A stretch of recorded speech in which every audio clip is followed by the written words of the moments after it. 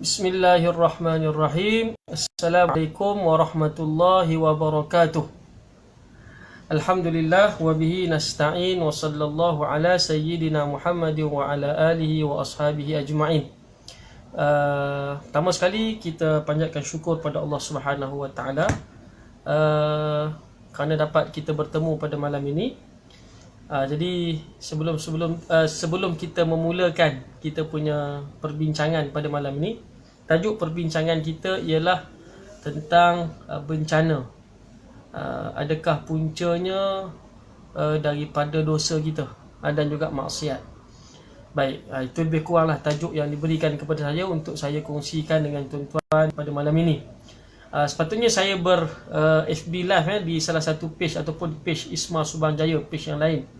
Tapi disebabkan pada malam ni ada masalah sikit, maka saya berpindah ke page peribadi saya.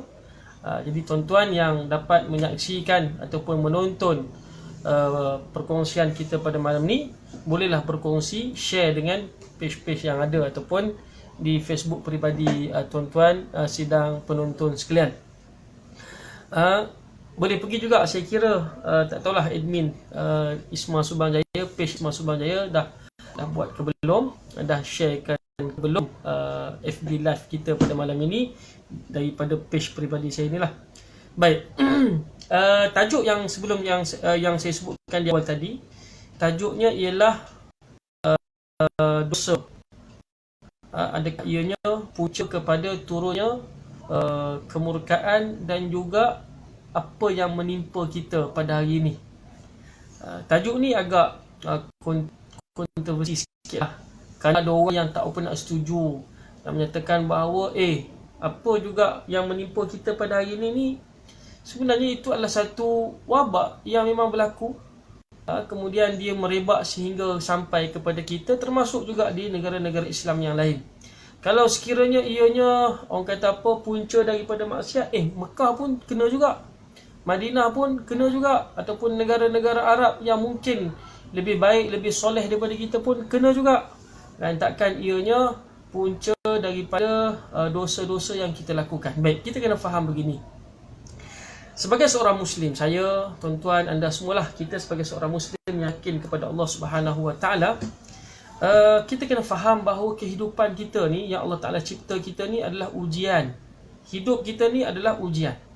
Saya tak boleh cakap banyak, tak boleh cakap panjang, tak boleh cakap lama sangat, sebab ada tempoh sekali saja untuk saya kongsi dengan tuan-tuan sidang penonton sekalian. Ini pun dah ambil 3 minit, 4 minit dah ni, mukadimah ni. Baki 11 minit. Baik. Pertama sekali kita kena faham bahawa kehidupan kita ni ujian. Sebab itu Allah Ta'ala sebut surah Al-Mulk. Saya dah baca surah Al-Mulk dalam page FB saya ni 2 hari 3 hari lepas.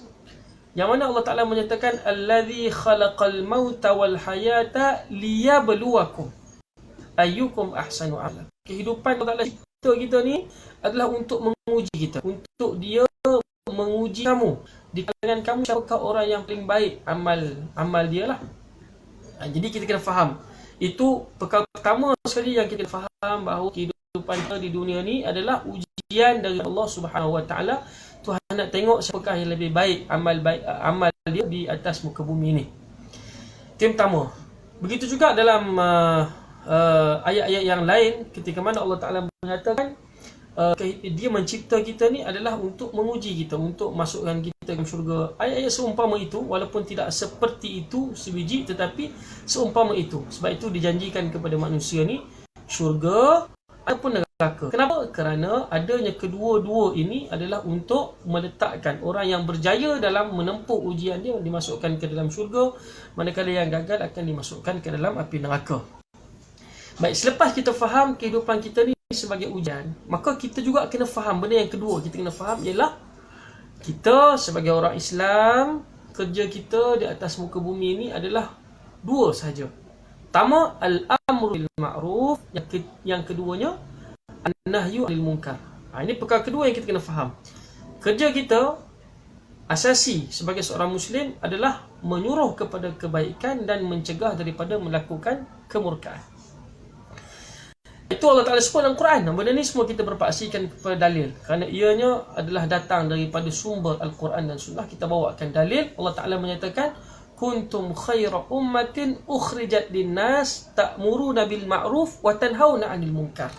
Kamu ni sebagai manusia, sebagai umat yang dikeluarkan ataupun yang diciptakan oleh Allah SWT untuk apa? Ta'muruna bil ma'ruf wa tanhauna 'anil munkar. Untuk kamu menyuruh kepada kebaikan dan mencegah manusia daripada melakukan kemungkaran. Tak cukup dengan kita buat baik, masa yang sama kita kena juga menyuruh manusia meninggalkan perkara-perkara yang mungkar. Itu asas yang kedua yang kita kena faham. Ketika mana? Sini kita masuk poin yang ketiga. Selepas mana, saat ketika kita sebagai orang Islam yang memahami agama Allah Ta'ala, bahawa agama ini mengajak kita, menyuruh kita supaya al-amru bil ma'ruf wan nahyu 'anil munkar, tetapi kita tinggalkan. Sama ada kita tinggalkan secara menyuruh, na'udzubillah, ataupun kita tinggalkan sedikit daripadanya, ataupun kita buat tak semuanya.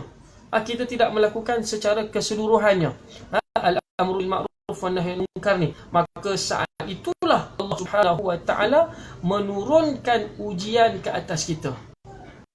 Istilah mudah orang kata bala lah, bala, bencana dan sebagainya. Baik.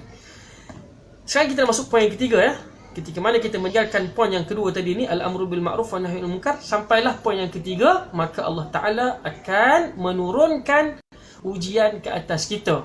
Ujian ini kata Ibn Baz, Abdullah bin Baz, bekas mufti Saudi dulu, dia rahimahullahu taala, beliau menyatakan bahawa ujian dan juga bala Allah Ta'ala ni ya'ummu, dia menyeluruh kepada semua manusia, sama ada yang baik ataupun yang tidak baik, sama ada yang soleh maupun yang toleh, ada mereka yang taat kepada Allah ataupun yang tidak taat kepada Allah. Ujian ini, bala, bencana ini diturunkan oleh Allah SWT, dan itu kehendak Allah. Ada kalanya bala, ujian ini ataupun musibah, bencana ini tidak diturunkan kepada seluruh manusia, diturunkan kepada tertentu saja. Contoh kepada kalau kita tengok kepada kaum Saleh, kaum Nabi Saleh, kaum Thamud dulu kan, mereka melakukan maksiat, maka diturunkan satu azab kepada mereka secara khusus, tak kena pada umat lain. Kaum Thamud dikenakan kepada mereka saja, tak dikenakan kepada umat yang lain. Fir'aun dikenakan kepada dia saja, tak dikenakan kepada Nabi Musa alaihi salam dan juga pengikut Bani Israel. Tetapi ada kalanya azab Allah Ta'ala ni, bala ni diumumkan oleh Allah Ta'ala, melata, semua kena. Contoh macam banjir yang berlaku, yang menimpa kaum Nabi Nuh alaihi salam, semua kena, seluruh dunia kena. Walaupun itu disebutkan oleh Imam Ibn Kathir dalam kitab Al-Bidayah wa Nihayah. Seluruh dunia kena. Baik. Jadi itu terpulang kepada Allah Ta'ala, sama ada nak kena semua ataupun tidak, itu kehendak Allah Ta'ala. Cuma kita minta dan kita mohon supaya ini tidak dikenakan secara umum lah bila mana berlakunya maksiat yang sangat banyak. Itu poin yang ketiga. Di sini kita nak sebutkan juga ketika mana azab dan juga bala, bencana yang menimpa manusia ini, kita tidak menolak kemungkinan memang ianya datang daripada Allah Subhanahu wa taala untuk menguji kita. Ini kebetulan kita kena wabak. Kita kena wabak coronavirus ataupun COVID-19 ini. Dan ia melata, seluruh dunia kena. Seluruh dunia kena. Dunia tak kira siapa pun, negara mana pun kena. Hanya beberapa buah negara saja yang saya baca pagi tadi yang masih belum kena. Tetapi kena, kita pun kena. Yang mati pun kawan-kawan kita daripada jemaah tabligh, yarhamuhumullah, moga Allah merahmati mereka. Kan? Cumanya kita kena kembali semula. Kenapa benda ni berlaku kepada seluruhnya? Itu kehendak Allah Ta'ala, Tuhan Maha Berkuasa. Sebab itu tugas kita yang paling utama, kita kena melakukan al-amru bil ma'ruf wa nahyu 'anil munkar. Sebab itu ketika mana berlaku benda macam ni, kita cuba koreksi diri kita. Kita cuba muhasabah balik diri kita. Kita cuba, apa benda yang aku buat ni? Kan, kita pun kadang-kadang tuan-tuan, tak payah kita cerita tentang azab yang besar lah. Kadang-kadang dengan satu maksiat kecil yang kita buat, kadang-kadang jadi meresahkan hati kita, meresahkan jiwa kita. Kenapa resah? Resah tu datang daripada apa? Daripada sebab ataupun asbab dosa yang kita buat. Dosa tu kecil je, tapi dia mengesani kita sampai kadang-kadang balik rumah kita ada masalah dengan keluarga, ada masalah dengan isteri kita. Kenapa puncanya? Kembali balik kerana dosa kita, jauhnya kita dengan Allah Ta'ala. Sebab itu kalau kita cuba tengok balik, sedikit saya nak kongsikan, orang yang baca Quran dengan orang yang tidak baca Quran, beza cara hidup dia. Orang yang solat dengan orang yang tidak solat, beza hidup dia. Hidupnya apa maksudnya? Ketenangan itu lain.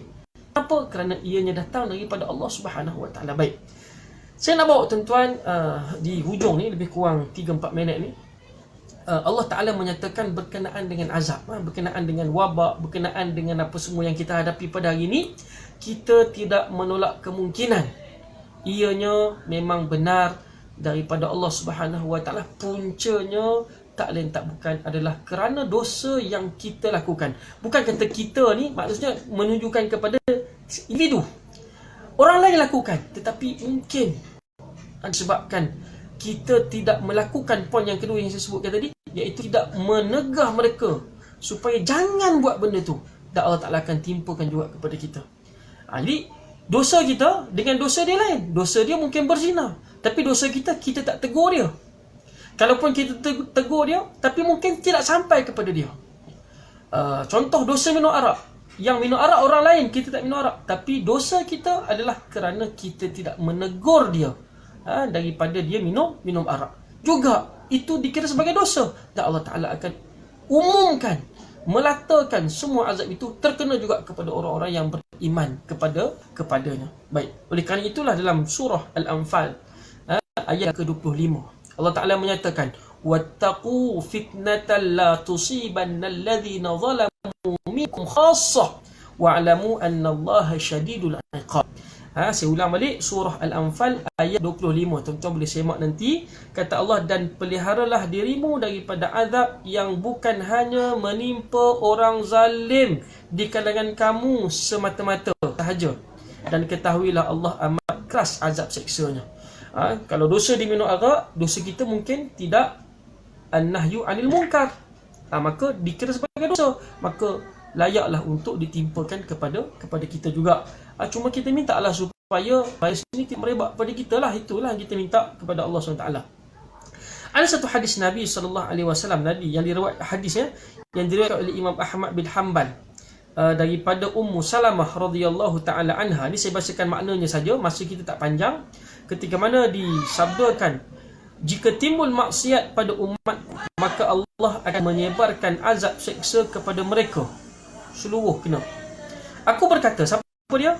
Salamah berkata, wahai Rasulullah, apakah tidak ada pada waktu itu orang-orang soleh? Tengok, tak ada ke orang soleh ni? Ulama ramai ni, kena juga ke? Kan? Hari inilah kalau kita bandingkan orang soleh, ulama kita lah kan, ataupun orang yang baik yang melakukan amal soleh, taat pada pergi masjid, pergi surau kan. Tak ada orang-orang soleh. Baginda sallallahu alaihi wasallam menjawab, ada. Aku bertanya lagi, Ummu Salamah tanya lagi. Selepas Nabi jawab ada, orang soleh tu ada. Dia tanya lagi, apa yang akan Allah perbuat kepada mereka? Maka jawab baginda sallallahu alaihi wasallam, Allah akan menimpakan kepada mereka azab sebagaimana yang ditimpakan kepada orang-orang yang melakukan maksiat. Kemudian mereka akan mendapat ampunan dan keredaan dari Tuhannya. Mungkin kita ada orang-orang yang baik berkalangan kita yang menyampaikan an-nahyu anil munkar, mengajak manusia ke masjid, mengajak manusia supaya melakukan kebaikan. Ada, mereka ni ada. Tapi mereka pun kena juga. Kan mungkin tak sampai, dan mungkin itu kasih sayang Allah Ta'ala yang nanti kalau kita nak bahaskan panjang lagi lah bab apa, ada orang kata musibah ni semuanya baik belaka kan. Tak apa, itu perbahasan yang lain. Cuma masa kita tidak panjang. Cuma saya nak sebut, memang bencana yang menimpa kita ni, itu adalah satu ujian Allah Ta'ala, dan Allah Ta'ala berhak untuk mengumumkan kerana mungkin dosa-dosa yang bukan kita buat mungkin secara khususnya, tetapi diumumkan juga mungkin ada sebab-sebab kecil yang menyebabkan Allah Ta'ala nak kenakan juga kepada kita sebagai ujian. Baik, oleh kerana itulah dalam firman Allah Ta'ala, saya baca ni di hujung-hujung ni, saya nak kongsikan beberapa ayat Quran dan juga hadis-hadis Nabi SAW. Ini saya rasa dah lajang masa ni, tapi saya nak kongsikan juga, rasa sayang untuk kita tinggalkan. Dalam surah An-Nahlu, tuan-tuan boleh buka surah An-Nahlu nanti, ayat 112. Allah Ta'ala menyatakan, وَضَرَبَ اللَّهُ مَثَلًا قَرْيَةً كَانَتْ آمِنَةً مطمئنة يأتيها رزقها رغدا من كل مكان فكفرت بأنعم الله فأذاقها الله لباس الجوع والخوف بما كانوا يصنعون ولقد جاءهم رسول منهم فكذبوه فأخذهم العذاب وهم ظالمون. Apa kata Allah? Dan Allah telah membuat satu perumpamaan dengan sebuah negeri yang dahulu aman dan tenteram, aman, damai hidup, ekonomi berjalan dengan rancak, semua hidup kenyang, boleh makan kat mana pun nak makan dipersilakan, orang buat review tentang makan sebagainya kan. Hidup tenteram, rezeki datang kepadanya melimpah ruah kata Allah dari segala tempat. Akan tetapi penduduknya mengingkari akan nikmat Allah Ta'ala, ingkar akan nikmat Allah Subhanahu Wa Ta'ala. Kerana itu Allah merasakan kepada mereka dengan kelaparan. Tengok, kelaparan dan ketakutan disebabkan apa yang telah mereka lakukan. Tuhan sentak kita, tegur kita dengan sentak, rentak. Tiba-tiba berlaku coronavirus, berlaku COVID-19 ni. Takut kita. Ada orang kata sampai pertengahan April, ada yang kata sampai hujung April, ada yang kata sampai bulan 11, pening kepala kita. Kita takut apa? Takut tentang gaji kita, minal khawfi wal ju'. Kita takut kan, rasa takut apa yang akan berlaku lepas ni. Nak keluar kena pakai penutup ataupun topeng muka, kemudian nak kena pakai sanitizer. Kita nak jumpa orang duduk pun mesti 1 meter, paling-paling 1 meter jauh kan. Kemudian lapar. Petang tadi saya berjumpa kawan saya, dia kata ambil beras, ambil susu, ambil gula. Dia kerja imam surau kan. Dia pun bagi juga kat saya. Dia kata tak apa, kau pun boleh ambil juga, saya pun ambil lah kan. Jadi ketakutan semua ini kerana Allah Ta'ala nak mengingatkan kita, nak mengingatkan kita. Itu daripada surah An-Nahl ayat 112 kita boleh tengok. Dikarenakan manusia itu kufur kepada Allah Ta'ala. Baik, kemudian ada satu lagi hadis Nabi SAW. Saya nak kongsikan. Saya ambil satu hadis Nabi, kemudian saya nak tutup dengan satu lagi ayat Quran. Lepas tu kita selesai lah. Baik, Nabi SAW bersabda dalam sebuah hadis yang diriwayatkan oleh Imam Ibn Majah rahimahullahu ta'ala. Hadis ini hadis sahih. Diriwayatkan daripada Abdullah bin Umar, anak kepada Sayyidina Umar Al-Khattab radhiyallahu ta'ala anhuma. Nabi SAW bersabda. Ini saya kongsikan dia punya terjemahan dan campur sikit dengan bahasa Arab ni, matan bahasa Arab ya. Kata Nabi, sesungguhnya ada 5 perkara dan aku berlindung kepada Allah agar kalian tidak menemuinya. Tapi saya kira saya tak bacalah kelima-lima tu, saya baca satunya saja. Nanti tuan-tuan boleh semaklah hadis Ibnu Majah.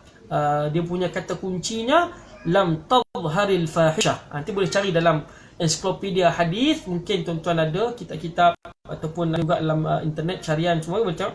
Lam tadhharil fahisyah fi qaumi qattu ataupun fi qaumin qattu hatta yu'linu biha illa fasha fihim at-ta'un wal awja' allati lam madat fi aslafihim alladhi madaw. Kata Nabi SAW, Nabi berlindung dengan 5 perkara. Yang Nabi kata takut sungguh dengan benda ni lah. Yang pertama sekali, saya kongsikan pertama saja sebab ini point kita. Yang lain-lain tu adalah perkara kedua, ketiga, keempat, kelima. Tapi kongsi yang pertama saja. Nabi kata tidaklah muncul perbuatan keji. Keji ni yang dimasukkan al-fahisyah ni zina. Zina seperti mana dalam firman Allah Ta'ala yang lain yang tuan-tuan boleh semak nanti. Tidaklah muncul perbuatan keji yakni zina pada suatu kaum hingga mereka melakukan secara terus terang, kecuali Allah akan menimpakan kepada mereka wabak dan pelbagai penyakit yang belum pernah menimpa kepada orang-orang sebelum mereka. Ni Nabi sebut terang-tang-tang ni. Sebut jelas. Nabi SAW kata berlakunya zina. Zina ni tuan-tuan, kalau kita faham, dia bukan zina semata-mata memasukkan apa yang kita fahamlah ad-dukhul, tetapi yang dimaksudkan juga zina mata, zina telinga. Hari ni maaf sebutlah kalau kita ni mungkin ada orang mungkin sensitif kan, tapi dengan hiburannya sangat melata, buka stesen TV ni hiburan, buka apa saja stesen TV yang ada semuanya hiburan, dan hiburan tu berlaku secara percuma, dan punca daripada hiburan itu akan berlakulah benda-benda yang na'udzubillah min dzalik, iaitu lebih sehingga berlakunya zina yang sebenar-benar zina, sehingga benda tu berlaku secara terang-terang. hari ini memang berlaku zina tu secara terang-terangan. Maka saat itu kata Nabi SAW akan kecuali Allah akan menimpakan kepada mereka wabak dan pelbagai penyakit. Ta'un. Ta'un ni ada perbincangan khas. Ada yang kata ta'un itu ada satu jenis penyakit namanya ta'un. Ada sebahagian ulama kata ini berdasarkan kepada perbincangan yang sangat panjang lah. Kalau doktor punya perbincangan tu, ialah doktor punya perbincangan lah. Sebab itu ta'un ni ada sebahagian ulama dulu yang menyatakan ta'un ni adalah nama kepada satu jenis penyakit. Ada yang kata ta'un itu membawa maksud apa juga jenis wabak. Jadi ala kulihat tak apa. Diterjemahkan kepada kita wabak. Dan wabak itu menimpa kita pada hari ini. COVID-19 ni menimpa kita. Na'udzubillah, takut-takut daripada keluarga kita. Cumanya kita minta perlindungan daripada Allah Subhanahu Wa Taala agar apa yang berlaku pada hari ini tidak terkena pada kita. Kembalilah kita kepada Allah Subhanahu Wa Taala ketika mana kita diuji oleh Allah sebagai orang yang beriman. Dengan ujian ini, walaupun itu kerana dosa bukan daripada kita secara direct, mungkin indirect, tetapi kita minta azab ataupun bala ujian yang menimpa secara keseluruhan, walaupun tidak kena kita virus tu, tapi kesan virus tu, ekonominya, orang yang kawan-kawan kita yang buat travel terkesan sangat, kawan-kawan kita yang kontraktor terkesan sangat, mereka yang berniaga selain daripada runcit makanan barang basah sangat terkesan. Itu adalah ujian daripada Allah Ta'ala. Cuma kita sebagai orang beriman, bagaimana kita berinteraksi dengan ujian tersebut.